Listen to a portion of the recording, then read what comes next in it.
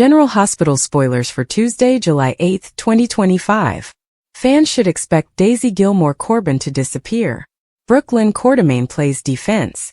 Meanwhile, Max Scorpio attempts to facilitate some matchmaking. Continue reading to learn more about what will happen in the next episode of ABC's soap opera. Brooklyn Quartermain's defense fans had just witnessed Lulu Spencer being taken aback by her son's argument. Lulu had no idea how Rocco Falconeri learned about Britt Westbourne, but she had to think quickly. Lulu immediately called Dante Falconeri and attempted to explain the situation to Rocco. Read more. Find out what happened on the last episode of GH. It appears that Rocco is getting the same sense that Giovanni Gio Palmieri had about his parents. They didn't want him. When Lulu becomes enraged, she will rip into BLQ. Of course, Brooklyn will argue that Lulu is only receiving a taste of her own medicine. During a heated argument, BLQ mentions double standards to Lulu. Expect things to become crazy and chaotic after that. Alexis Davis is impressed, and she has a conversation with her daughter. Alexis is impressed, which is likely due to Christina Corinthos Davis confessing she went too far. Christina's next move is to make amends, but how can she do so while keeping her crime a secret? Meanwhile, Ava Jerome confides in Nina Reeves. Then we have Cody Bell, who will carry out his plan with Ava. In a teaser for tomorrow's episode, Cody informs Ava that he is completely hers. Marco Rios Discovery General Hospital spoilers for Tuesday, July 8 state that he speaks with his father. Marco inquires, in doing so? To that, Jen Sidwell gently adds, she sealed her fate. It sounds like Natalia was given a medication, and then she murdered herself by taking pills or drink. Personally, I believe it was Sonny Corinthos' bodyguard that drove her to the airport. What type of bodyguard takes a drunken, raving woman to a private baby christening? It was as if the security wanted everyone to observe Natalia and Sonny in their tense confrontation. Read this. General Hospital spoilers. Drew's surprising secret recording of Curtis and Jacinda revealed? On Tuesday, July 8, 2025, fans will see Mac play matchmaker. Elizabeth Liz Baldwin catches up with Portia Robinson. Rick Lansing catches Portia in a bat position. Also, Rocco confronts Jason Morgan. Meanwhile, Sasha Gilmore informs Michael Corinthos that someone has abducted their baby. According to General Hospital spoilers, Daisy Celeste will go missing between July 7th and 11th, and the newborn's kidnapping will devastate Port Charles. This week's GH trailer features a frantic Sasha Corbin crying out her daughter's name in the baby's bedroom, seeing an empty crib. In the preview, she runs out of the room, only to collide with Michael Corinthos as she informs her baby daddy that their child has been taken. This is every parent's greatest dread. And poor Sasha has had enough baby-related anguish over the years to deal with anything like this. But here she is. Fans of General Hospital are aware that someone has been stalking Daisy since her birth, so a kidnapping scenario is not surprising. These weekly teasers can be misleading at times, so it's possible that someone simply scooped up the crying child to soothe her, or take her to Sasha. Still, there's a strong probability that someone has kidnapped Daisy, which would shock not only Sasha, Michael, and the Quartermains, but the entire community. The drama predicted Daisy's kidnapping when the wrong infant was brought to Sasha when she was in the hospital. This is when the stalker storyline began, and fans can't help but suspect Willow Tate is behind it. After all, Willow's mental health suffered significantly when she lost custody of Corinthos and Amelia Corinthos a few weeks ago. She had a dramatic meltdown in the courtroom after the decision was overturned, and has been acting strangely since. Many people have theorized that Willow may have dissociative identity disorder, as stalking a newborn would be out of character for the mother and nurse. Willow was at the hospital while Daisy was with Sasha, and she knows the Q house like the back of her hand, so GH viewers can't help but wonder whether Willow is Daisy's stalker.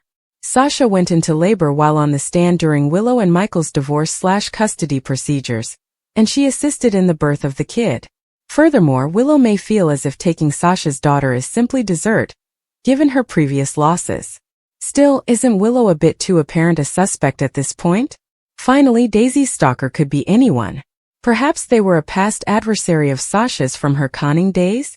However, Jen Sidwell has yet to forgive Holly Sutton for manipulating him, and since Daisy is her granddaughter, he may have hired a hitman to stalk and take the child. The list of candidates is infinite. According to General Hospital spoilers, Sasha's life will be turned upside down after she finds her child is no longer alive. However, given Michael's power, influence, and resources, as well as the fact that the super spy Scorpio family will not stop until the baby is saved, Daisy will soon be returned to her mother's arms. General Hospital spoilers for Tuesday, July 8th, state that Jason Morgan will deliver some Britt Westbourne answers, while Michael Corinthos discovers Daisy Gilmore has left. Hypocrite Lulu Spencer will also be put on full blast, so let's talk about what's going to happen in Port Charles. First, on Tuesday's GH episode, Ava Jerome will open up to Nina Reeves, which may spark a debate concerning Rick Lansing's falsehoods and his attraction to Elizabeth Baldwin. Cody Bell will eventually go to the gallery and persuade Ava that he is completely hers. Cody will have the opportunity to draw Ava closer and forward Christina Corinthos Davis' plan, as he assists her in preparing for an upcoming art display. However, Max Scorpio will work on some matchmaking in Tuesday's episode, which will include his efforts to put Cody and Molly Lansing Davis together. While Elizabeth and Portia Robinson are catching up, Rick will interrupt and turn on the charm. Portia may witness Rick flirting with Liz and worry whether he is hoping to revive their relationship. Christina plans to chat to Alexis Davis about going too far. Christina's near-death experience in the bar may have made her even more appalled by the vehicle accident and loss of life she almost caused. Alexis will be delighted with Christina's development, but what about her plan to have Cody seduce Ava? Will Christina consider dropping it or allowing Cody to continue down this perilous path? Next, Brooklyn Quartermain will respond to Lulu, who confronted her about what transpired with Rocco Falconeri and smacked her outside the Quartermain boathouse. "What an interesting double standard you have, hypocrite," Brooklyn exclaims in Tuesday's GH teaser video. Brooklyn will feel sad for Rocco's sorrow, but she will not be sorry for shocking Lulu and revealing that she, too, held secrets. Meanwhile, Rocco will press Jason to reveal everything he knows about Britt Westbourne. Jason will face Rocco's questions and respond as best he can. Over with Jen Sidwell, he'll speak with Marco Rios about Natalia Ramirez's fate, which was most likely sealed by getting too close to Sonny Corinthos. Although Sonny was exonerated of any wrongdoing in Natalia's death, Sidwell is not going to let this go, and will continue to rile Marco up against his competitor. At the Quartermain estate, Sasha Gilmore Corbin will continue to be concerned about Daisy. When Sasha informs Michael that someone has taken their daughter, he promises that they will find her. Has Daisy truly been kidnapped?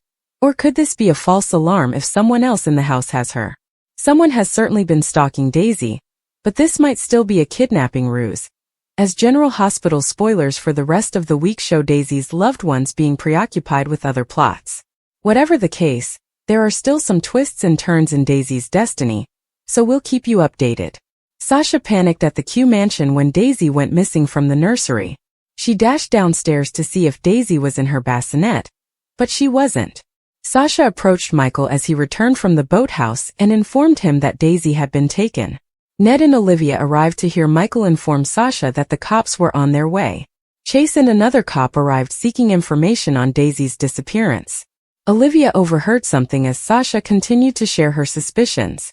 When she entered the living room, she discovered Daisy in her bassinet. Sasha was perplexed and argued Daisy had been moved and could still be on the premises.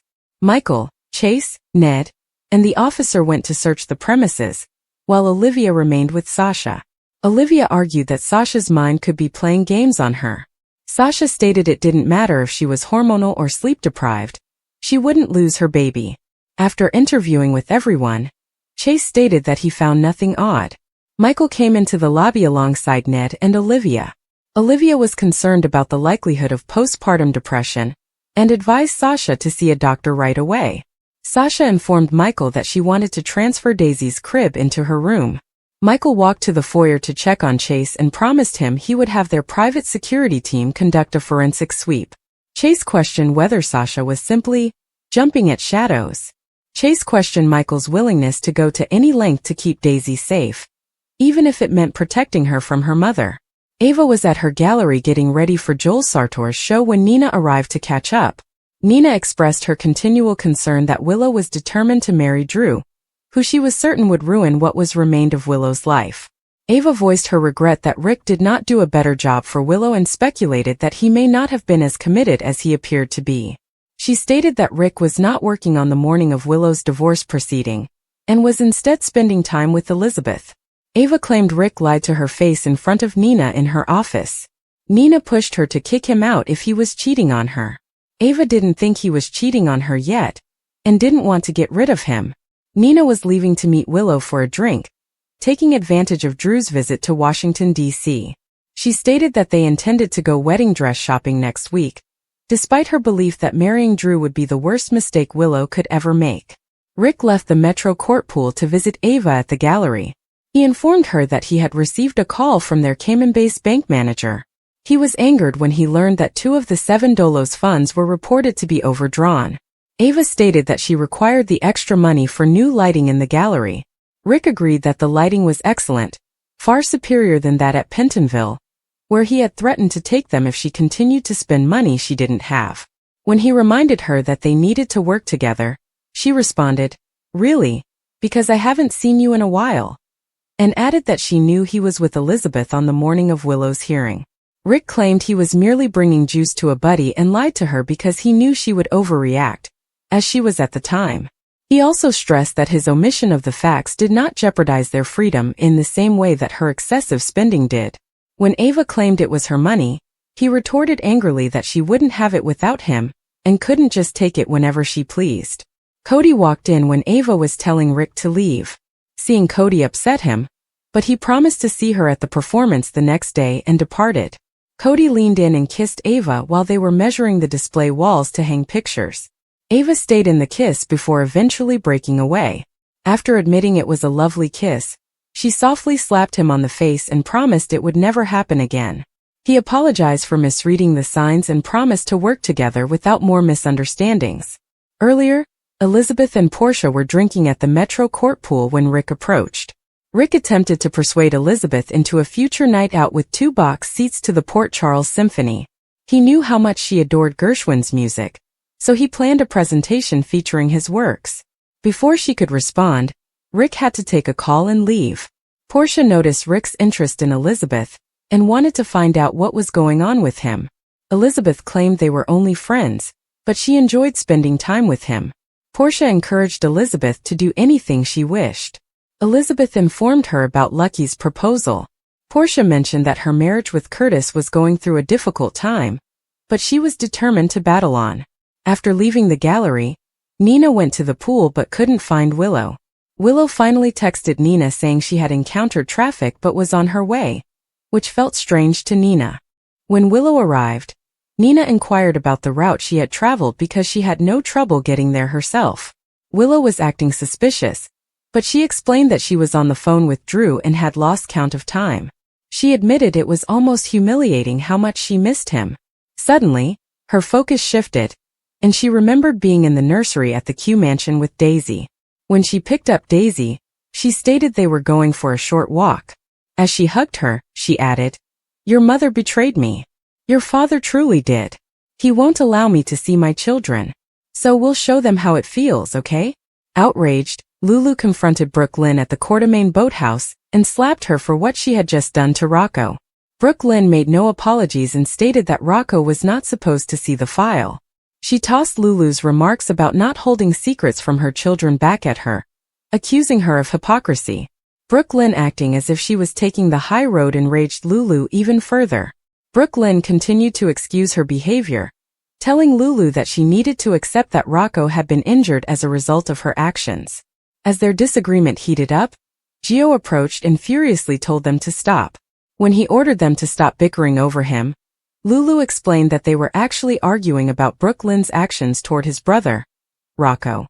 Lulu didn't reveal much further, save that Rocco had no idea he was being carried by a surrogate until Brooke Lynn exploited that information to injure him and get back at her. After Lulu left, Gio attempted to explain what had transpired. He was outraged that she would use that information against Rocco. When Brooke Lynn explained that she never intended for Rocco to see the information, he questioned why she bothered digging it up in the first place. What was the point? He inquired. After she stated that she wanted to give Lulu a taste of her own medicine, He told her that she wanted to hurt Lulu more than she wanted to prevent hurting his brother. He left Brooklyn astonished, saying, "Walking away from you was certainly the right decision. I shouldn't have came back here tonight. And I won't make that mistake again."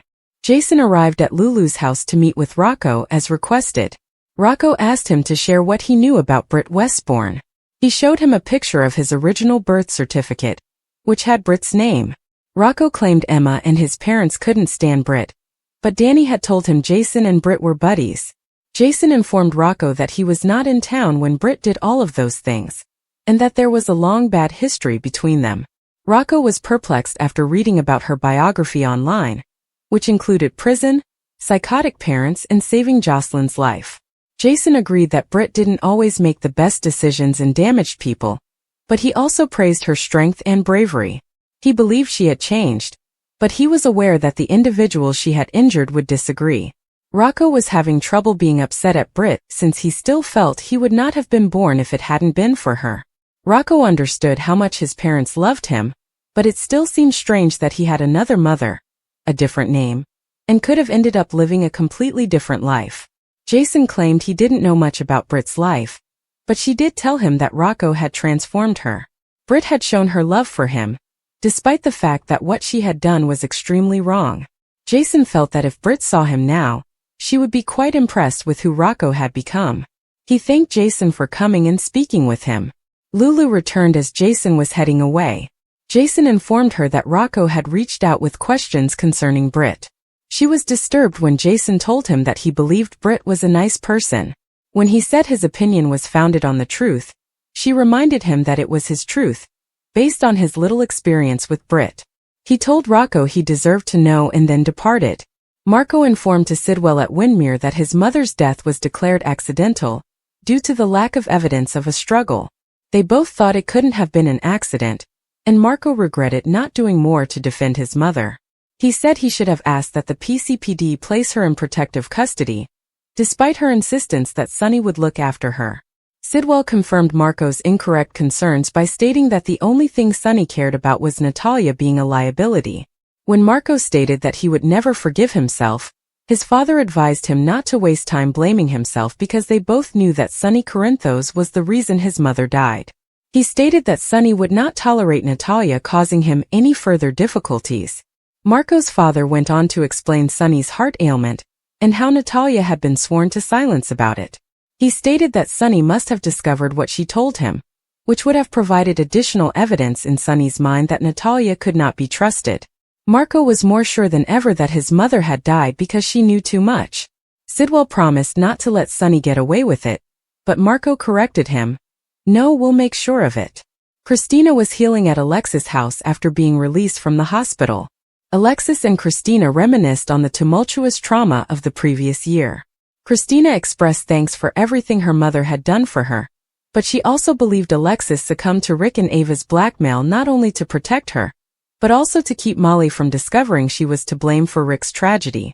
Alexis stated that she did it for both herself and Molly, since she adores both of them, and believes that her life would be incomplete without them. Christina was concerned that she had gone too far, which would cause Alexis to regard her in an unfavorable light. Alexis informed her that all she saw was her girl, whom she adored unconditionally, and that nothing could ever change that. Christina swore to rescue them out of Ava and Rick's clutches by being intelligent, rather than impetuous. Alexis acknowledged her misgivings about Christina's desire to end their relationship, but she did enjoy Cody.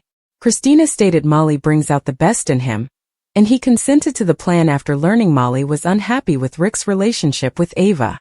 They toasted the potential of Ava and Rick disintegrating, as well as the enjoyment of watching them go at it. Rick rang the doorbell as they prepared to start movie night. When Alexis opened the door, he told her they had business to discuss before seeing Christina. Christina held her cool, and offered Rick an excuse to depart by pretending Molly wasn't present. After the fireworks, Felicia went to see Mac at the PCPD. When Molly arrived, Felicia expressed her delight that Christina had improved and been released from the hospital. While Molly was telling Cody about how he helped her stay calm and drove her to the hospital, Mac went into matchmaking mode. He wanted Molly to know that Cody was unmarried and had plenty to give. While they were discussing about Cody, An officer approached Mac and informed him that there was a probable kid abduction. Felicia warned Molly to disregard Mac's interfering while he was on the phone, but Molly seemed unconcerned and stated that she and Cody were friends. After he got off the phone, Mac revealed that the lost baby had been discovered. As Molly was leaving, Mac invited her to a meal with them and Cody. Molly graciously declined the invitation and departed. Felicia advised Mac he was being too blatant and should not get involved, but Mac believed Molly would be good for Cody. Daisy had been quiet for some weeks. Everyone imagined she had finally left Port Charles following her brief engagement in the turmoil that had previously engulfed her life. But her quiet was not an option. She was missing. Abducted. Taken in the darkness when no one was looking and no one bothered to check on her. And the worst part? Nobody realized she was gone until it was too late. Cody suspected something was wrong when he stopped by her former apartment. The door was slightly ajar. There was no trace of struggle, yet something didn't feel right to him. A slight scent of perfume lingered in the air, the type Daisy wore when she was nervous, as if she had spritzed it as a last resort before everything went dark. Cody's stomach twisted. He'd let things slide, assuming Daisy was just another transient passing through town. Daisy, however, had some secrets. Someone wanted those secrets buried. He began asking around discreetly. Several bartenders, former Dawn of Day members, and even Spinelli, who grudgingly volunteered to search encrypted message forums where Daisy had previously made anonymous tips. The clues were few, but a terrifying pattern began to emerge. Daisy had learned something about a significant individual in Port Charles, someone who was unprepared for the past to resurface. And now she was gone. Cody knew that going through formal channels would not help. The PCPD had its hands full, and anything resembling another cult-like scheme would be treated with suspicion. So he did what he did best. Acted on impulse.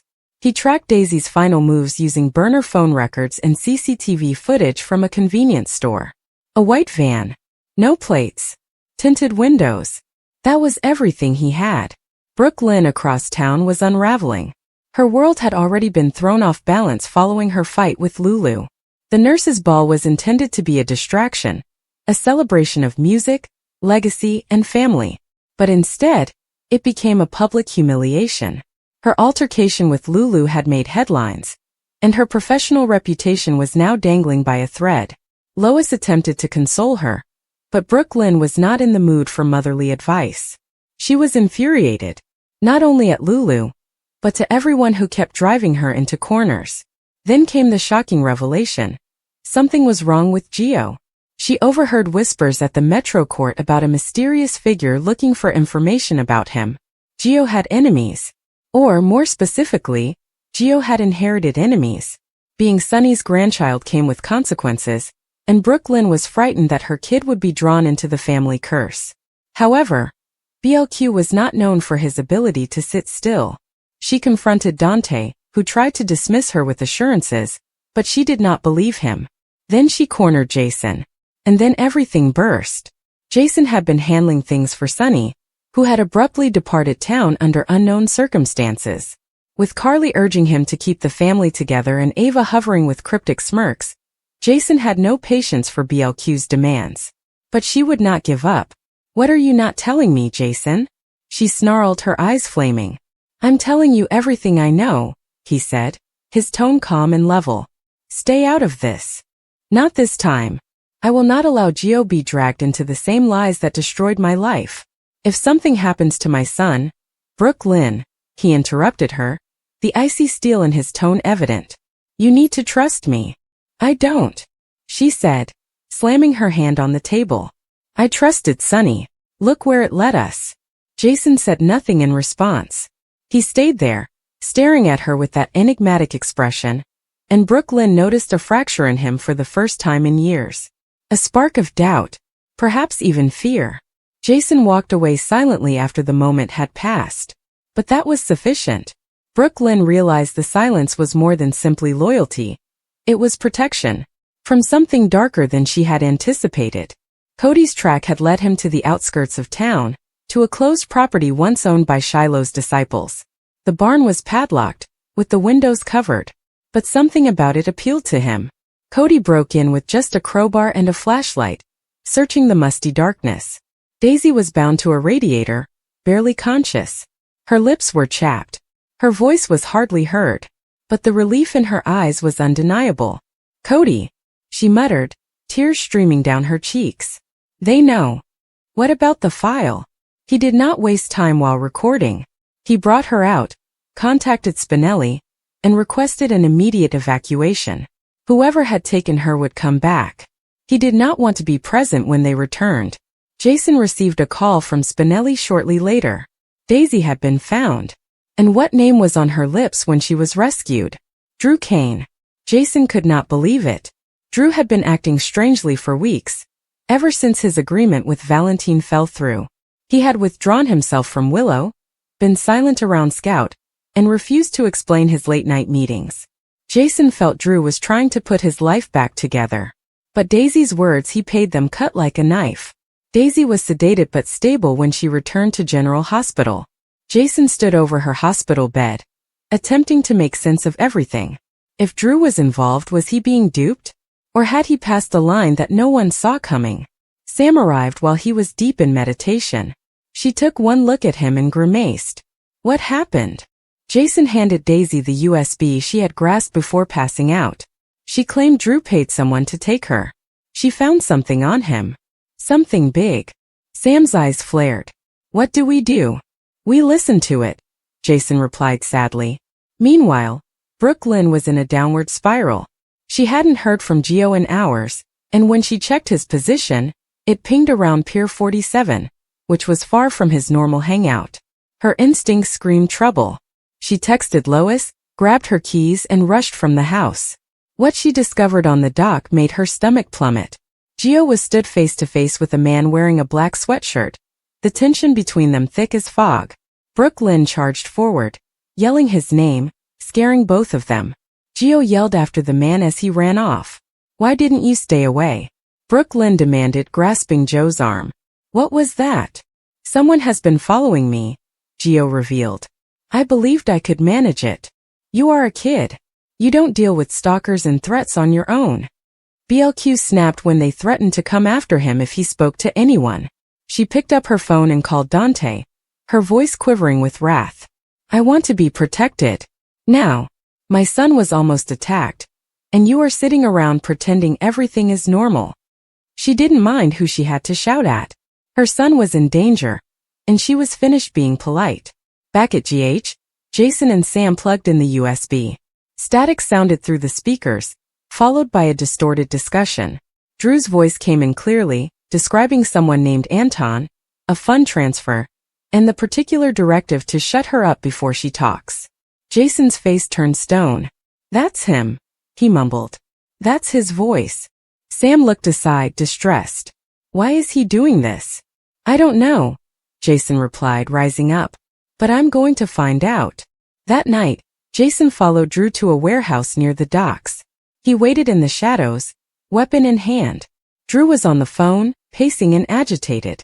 Is she alive? He exclaimed. You said it was taken care of. No. No more errors.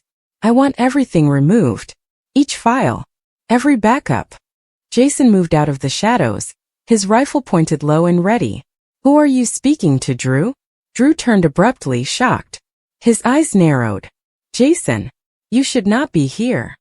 That's funny, Jason replied. Because I was just thinking the same thing about you. They looked at one another, brothers on opposite sides of the line. Jason refused to accept Drew had gone rogue. But something had changed, and it began with Daisy. As tension rose in every part of Port Charles, between Brooklyn and Joe's mounting threats, Cody's vigilante rescue, and Jason's horrifying discovery, the truth about Drew's ambitions began to emerge. And with Sonny missing, assumed dead in a mystery automobile accident, the glue that held them all together was no longer present. The chaos was not coming. It had already arrived.